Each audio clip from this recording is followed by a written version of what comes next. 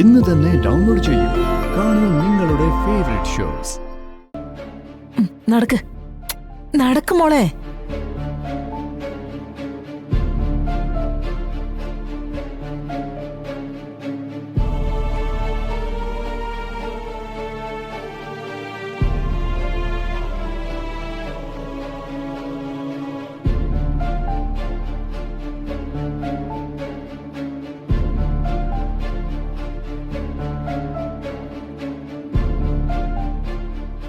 ദേ, ഇതാണ് പയ്യൻ.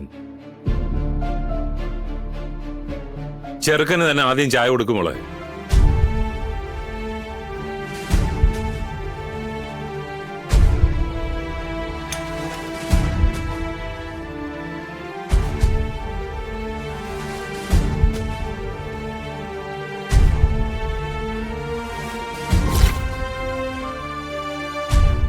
പേര് ചന്ദ്ര എന്നാണെന്ന് എനിക്കറിയാം.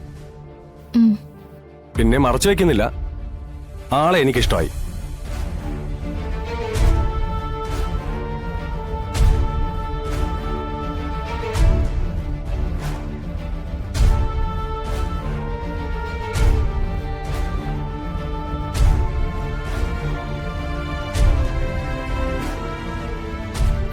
നാണക്കാരിയാ, ഞാൻ വളർത്തിയതും അങ്ങനെയാ. പിന്നെ മോന്റെ ഈ ആറ്റിറ്റ്യൂഡ് എനിക്ക് ഇഷ്ടമായി. ഉള്ളത് ഉള്ളതുപോലെ തന്നെ പറയണം. എനിക്ക് അങ്ങനെയുള്ള ഒരു വലിയ ഇഷ്ടമാ.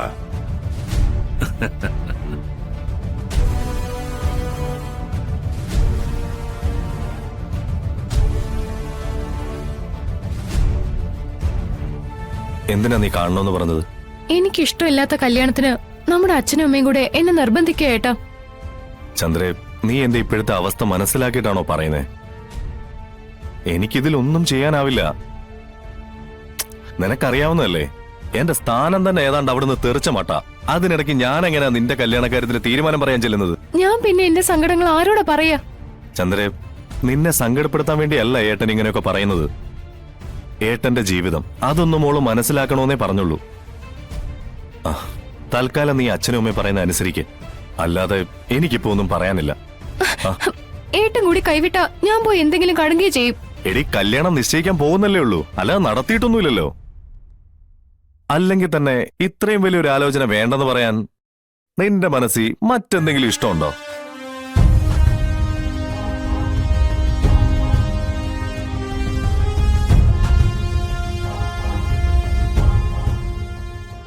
എടി, ഉണ്ടെങ്കിൽ പറ.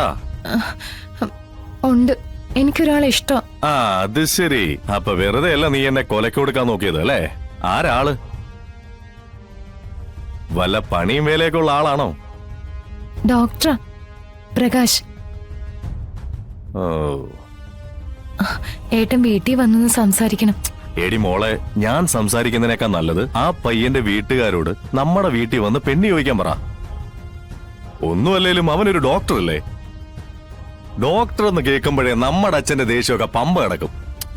എന്നോടുള്ള വാശിയും കൂടെ ആവുമ്പോ ചിലപ്പോ പിടിച്ച പിടിയാലെ ഇതങ്ങ് നടത്തി തന്നെന്നും വരാം. അതുകൊണ്ട് അവനോടും വീട്ടുകാരോടും വന്ന് അന്തസ്സായിട്ട് പെണ്ണി ചോദിക്കാൻ പറ. ആ, പിന്നെ എന്നെ കണ്ട കാര്യമൊന്നും പറഞ്ഞേക്കരുത്. പറഞ്ഞാ പിന്നെ നിന്നെ കല്യാണമേ കഴിപ്പിച്ചെന്ന് വരില്ല കേട്ടാ.